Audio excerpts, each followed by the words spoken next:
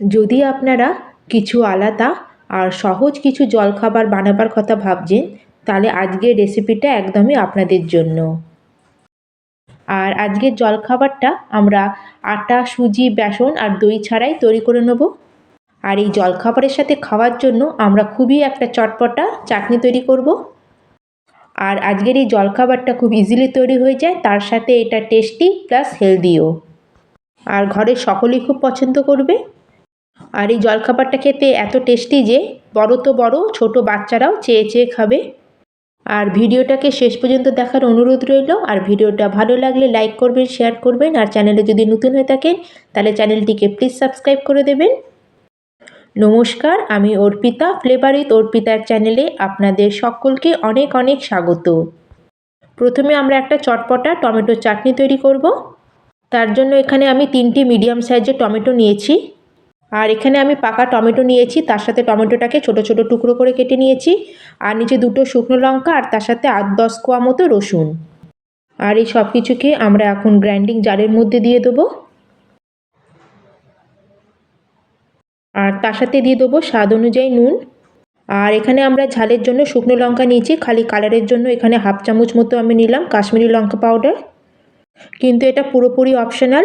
আর চাটনিটা একটু চটপটা হবে, তার জন্য এখানে 2-3 চামচ মতো দিয়েছি আমি তেঁতুলের পাল্প। আর তার সাথে এখানে আমি 1 মুঠো মতো দিয়েছি ধনেপাতা। আর এখন আমরা এই সমস্ত জিনিসকে একটা মিহি করে পেস্ট করে নেব। আর আপনারা চাইলে এই চাটনিটাকে এইভাবেই খেতে পারেন। কিন্তু যদি আপনারা চাটনিটাকে আরও 5 থেকে 6 দিন রেখে খেতে চান বা চাটনিটাকে আরেকটু ফ্লেভারফুল করতে চান, তাহলে আমরা এর মধ্যে একটা তড়কা দিয়ে দেবো। তার জন্য আমি কড়াইতে 2 চামচ তেল গরম করে তাতে দিয়ে দিয়েছি 1/2 চামচ মতো সর্ষে আর 1/2 চামচ মতো গোটা জিরে।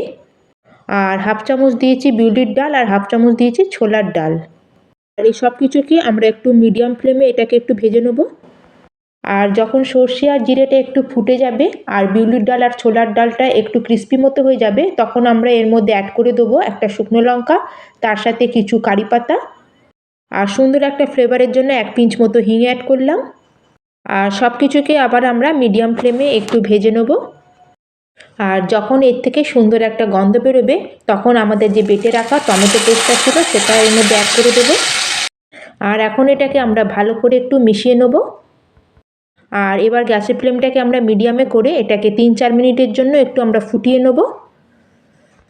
এতে কি হবে, এর মধ্যে যে জল ভাবটা আছে সেটা অনেকটা শুকিয়ে যাবে। আর জল অংশটা শুকিয়ে গেলে কি হবে, আমরা চাটনিটাকে 4-5 দিন ফ্রিজে স্টোর করে রেখে খেতে পারবো, একটুকু খারাপ হবে না। আর 4-5 মিনিট ফুটিয়ে নেওয়ার পরে আমরা এখন গ্যাসের ফ্লেমটাকে অফ করে দিয়েছি। আর এখানে আমাদের টেস্টি চটপটা টমেটোর চাটনি একদম রেডি হয়ে গেল। আর যখন এটা পুরো ঠান্ডা হয়ে যাবে, তখন যে কোনো এয়ারটাইট কন্টেনারের মধ্যে রেখে ফ্রিজে রেখে এটা 4 থেকে 5 দিন আপনারা স্টোর করে রেখে খেতে পারবেন। আর এই চাটনিটা আপনারা ইডলি, ধোসা, বড়া সব কিছুর সাথে খেতে পারবেন, খেতে খুবই ভালো লাগবে। তাহলে আমাদের চাটনিটা একদম রেডি হয়ে গেল। এখন এটাকে আমরা সাইডে রেখে দেবো আর আমরা নেক্সট স্টেপে চলে যাব, মানে আমরা পিঠেটা তৈরি করে নেব। আর আজকে আমরা এই জলখাবারটা ছোলার ডাল আর আতপ চাল দিয়ে তৈরি করব। যেই ডালে আমরা তরকারি বা চাটনি বানাই সেই ডালই এখানে নিয়েছি। তাহলে আমি এখানে 1 বাটি নিয়েছি আতপ চাল আর 1 বাটি নিয়েছি ছোলার ডাল। যতটা পরিমাণে আমরা চাল নেবো ততটা পরিমাণে আমরা ডাল নেবো, তাহলে কিন্তু আমাদের পিঠেটা খেতে খুব ভালো লাগবে। আর এখানে আমি 1 বাটি আতপ চাল আর 1 বাটি ছোলার ডালকে 4-5 ঘন্টা আগে জলে ভিজিয়ে রেখেছিলাম। আর এখানে আমার ছোলার ডাল আর আতপ চালটা ভালো মতো ভিজে গেছে। যদি আপনারা জলখাবারটা সকালে বানাতে চান, তাহলে ছোলার ডাল আর আতপ চালটাকে আপনারা রাতে ভিজিয়ে রাখবেন। তাহলে আপনারা চাল আর ডালকে সকালে পিষেই জলখাবারটা বানিয়ে নিতে পারবেন। এখন আমরা চাল আর ডালটাকে ভালো করে ধুয়ে নেবো আর এক্সেস জলটাকে আমরা বার করে নেবো। এবার একটা গ্রাইন্ডিং জার নেবো আর তার মধ্যে আমাদের ভিজিয়ে রাখা চাল আর ডালটাকে পুরো জারের মধ্যে দিয়ে দেবো। আর এখন আমরা এর মধ্যে দিয়ে দেবো 2টো কাঁচা লঙ্কা আর 1 ইঞ্চি আদার টুকরো। আপনারা যেরকম ঝাল খাবেন সেই বুঝে লঙ্কা অ্যাড করবেন। এবার এর মধ্যে আমরা দিয়ে দেবো 1 চামচ মতো গোটা জিরে আর তার সাথে দিয়ে দেবো এই স্টেজে আমরা স্বাদ অনুযায়ী নুন। আর এই জলখাবারে আমি কোনো দইয়ের ব্যবহার করিনি, সেজন্য এখানে আমরা অর্ধেকটা লেবুটাকে চিপে দিয়ে দেবো। আর লেবু দিলে টেস্টটা খুবই ভালো আসবে। আপনারা চাইলে লেবুর জায়গায় 2-3 চামচ মতো দইও অ্যাড করতে পারেন। আর এখন আমরা এর মধ্যে অল্প একটু জল দেবো আর এটাকে একটা স্মুথ পেস্ট করে একটু ঘন করে আমরা পিষে নিয়ে চলে আসবো। কিন্তু খেয়াল রাখবেন খুব বেশি জল দিয়ে এটাকে পিষবেন না বা একদম বেশি পাতলা মতো করবেন না। আর আপনারা এরকম ঘনত্ব রেখে এটাকে পিষে নেবেন, কারণ আমরা এই জলখাবারের মধ্যে অনেক ধরনের সবজি কেটে অ্যাড করব। তাই যদি আমাদের ব্যাটারটা প্রথমে পাতলা হয়ে যায় তাহলে কিন্তু আমাদের জলখাবার বলুন বা পিঠে বলুন এটা ভালো হবে না। আর এখানে আমি কিছুটা কেটে রাখা সবজি নিয়ে নিয়েছি। তার জন্য এখানে আমি অর্ধেকটা ক্যাপসিকাম নিয়েছি, এটাকে ছোটো ছোটো টুকরো করে কেটে নিয়েছি। তার সাথে একটা মিডিয়াম সাইজের গাজরকে আমি সরু সরু করে কুচিয়ে নিয়েছি। তার সাথে একটা ছোটো সাইজের টমেটোকে আমি ছোটো ছোটো করে কুচিয়ে নিয়েছি, আর একটা ছোটো সাইজের পেঁয়াজকেও আমি একদম মিহি করে কুচিয়ে নিয়েছি। আপনারা চাইলে এর মধ্যে বাঁধাকপিকেও ছোটো ছোটো করে কুচিয়ে অ্যাড করতে পারেন, তার সাথে একটা কাঁচা আলুকেও গ্রেট করে অ্যাড করতে পারেন। তার সাথে এখানে অ্যাড করে দেবো কিছুটা কুচানো কারি পাতা, আর তার সাথে দিয়ে দেবো কিছুটা কুচানো ধনে পাতা। এখন আমরা সব সবজিগুলোকে চাল ডালের পেস্টের সাথে ভালো করে মিশিয়ে নেব। আর আমরা চাল ডাল পেশার সময় নুন অ্যাড করেছিলাম, তাই জন্য আপনারা এই স্টেজে একবার একটু চেখে দেখে নেবেন যে নুনের পরিমাণটা ঠিক আছে কি না। যদি নুন কম থাকে তাহলে আপনারা এই স্টেজে নুনটা দিয়ে নুনটাকে মিক্স করে নেবেন। আমাদের কেটে রাখা সবজির মধ্যে যে জলীয় অংশটা থাকে, তাই জন্য সবজিগুলো মিক্স করার পরে ব্যাটারের কনসিস্টেন্সিটা দেখুন, এটা আগের থেকে অনেকটা পাতলা মতো হয়ে গেছে। সেই জন্য ব্যাটারটাকে প্রথম থেকে পাতলা করবেন না, একটু ঘন করে পিষে নেবেন। আর যেহেতু আজকে আমরা ইনস্ট্যান্ট পিঠেটা তৈরি করছি, তার জন্য এখানে আমি 1/4 চামচ মতো অ্যাড করে দিলাম খাবার সোডা। আর আপনারা এখানে খাবার সোডার জায়গায় ছোটো চামচের 1 চামচ ইনো মিক্স করে নিতে পারেন। আর যদি আপনারা খাবার সোডা বা ইনো ব্যবহার করতে না চান, তাহলে আপনারা চাল আর ডালটাকে পেষার পরে ওটাকে 4 থেকে 5 ঘন্টা বাইরে রেখে দেবেন।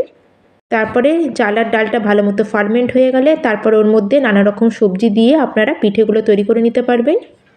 তাহলে দেখে নিন এখানে কনসিস্টেন্সিটা কেমন আছে, আমরা যেরকম ইডলি বানাই ঠিক সেরকমই। তাহলে ব্যাটারটা আমাদের রেডি হয়ে গেছে, এখন আমরা পিঠেগুলো বানানো শুরু করব। আর এই পিঠে বানানোর জন্য আমি এখানে কড়াই ব্যবহার করেছি, আপনারা চাইলে ছোট প্যান ব্যবহার করতে পারেন। আর এখন কড়ার মধ্যে দিয়ে দিয়েছি 2 চামচ মতো তেল।